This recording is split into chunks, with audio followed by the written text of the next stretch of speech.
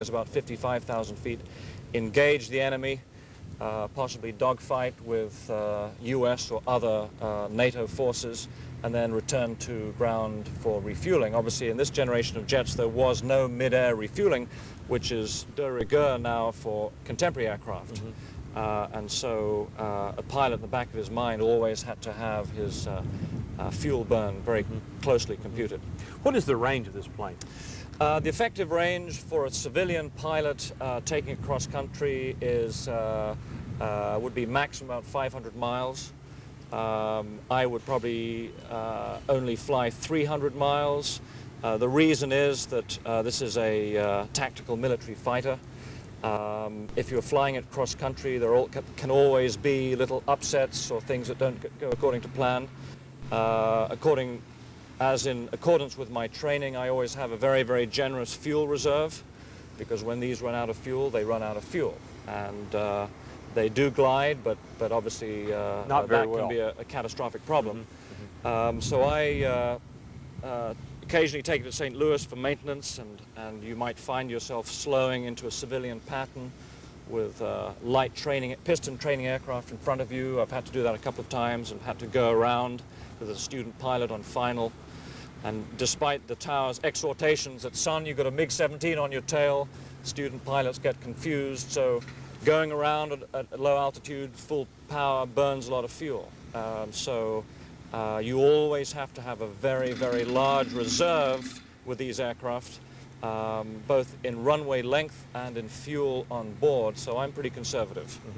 We had talked earlier before the program about the hallmark of these planes was ruggedness, dependability, whereas American, British types, more sophisticated, more prone to breakdown. In fact, I believe you told me this could actually be used on a grass strip. Yes.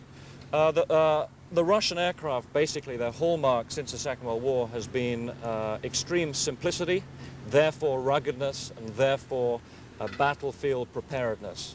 NATO forces, the British and the Americans, have always try to concentrate on greater sophistication, which means that they are far more fragile in the fog of war.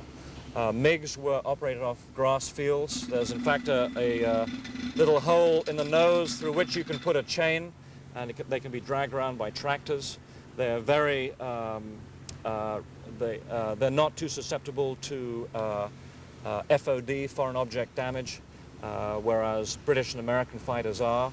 So all in all, they are extremely rugged, and their service record is pretty exemplary because of that. Compared to, say, an American contemporary of this, but what, an F-100 Super Sabre or something? Yes. How does this one fly compared to an F-100? More difficult? I don't have any time in F-100s. The MiG-17 was the first afterburner equipped aircraft to see service, and the F-100, I believe, was the first Allied aircraft. I believe the F-100 is a delightful aircraft to fly. I do have some more operational knowledge about an F-86 Sabre, which is a non-afterburner variant. And friends of mine who own them basically tell me, always moan and complain about what beasts they are to maintain. Highly complicated systems, which actually makes them quite dangerous.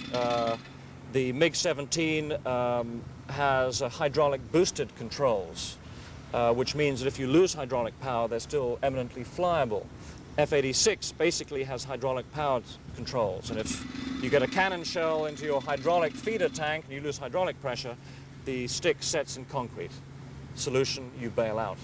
So both in maintaining them and operating them in a civilian or military environment, the ruggedness and simplicity of the MiGs, I would say, makes them far more survivable than many of the American and British aircraft. The 17 basically saw service against F-86s, F-100s, Thuds, F-105s, F-4 Phantoms, and then overlapped in the 60s with the MiG-21, which was the Mark II something jet fighter.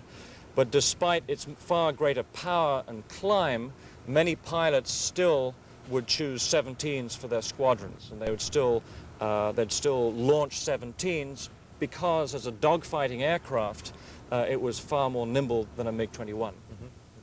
Let's have a look at the plane, shall we?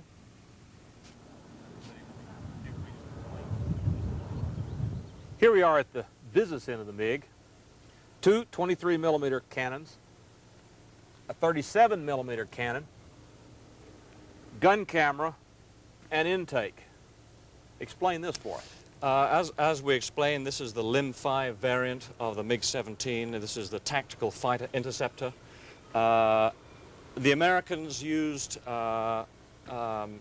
machine guns. I believe I'm right in saying the F-86s were equipped with 50 caliber machine guns, which is relatively lightly armed. These, as you pointed out, 37, 23mm exploding cannon shells were lethal armaments, far greater range. And basically this represents the last era of pilot skill-driven dogfighting. The next generation was F-4 Phantoms, MiG-21s, which although they were gun-armed in the case of the 21, more operated without line-of-sight combat, missiles, air-to-air missiles. This, as you pointed out, is the gun camera, which recorded the kills. And for a fighter of this generation, this was a lethally armed machine. Now, this is a vintage fighter and is, as we described before, a Mona Lisa of aviation history. However, not to belittle it, this basically is a killing machine. And I don't know what it says about mankind, but to my taste, some of the most beautiful creations of mankind in terms of engineering and performance were in fact designed to kill. So that's basically the full armament of this variant. Other variants had ground attack rockets, but this was the last generation of aircraft in which fighter pilots had to be gifted in order to kill and to survive. And this is basically a flying gun. Yes. And as you pointed out, in the modern jets, it's standoff at a distance and fire Correct. a heat-seeking missile at someone. Several at multiple targets.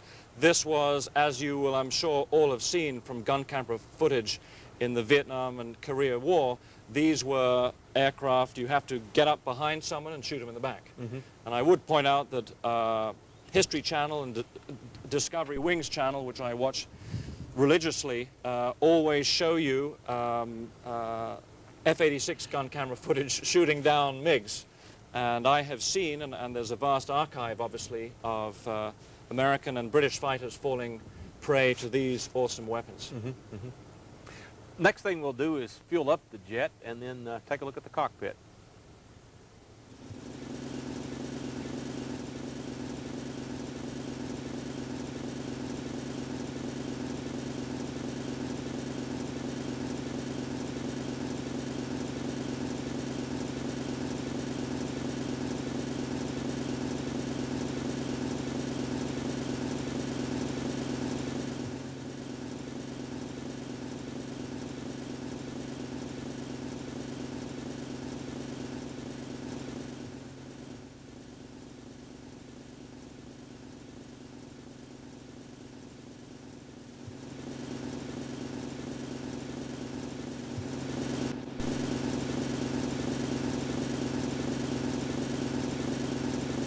Okay, here, this is the best office in the world in the cockpit of a MiG-17. Basically a standard MiG-17. It's got a GPS up here for navigation. Otherwise, most of the instruments are in standard original Cyrillic script with an English translation, since my Russian is not very good.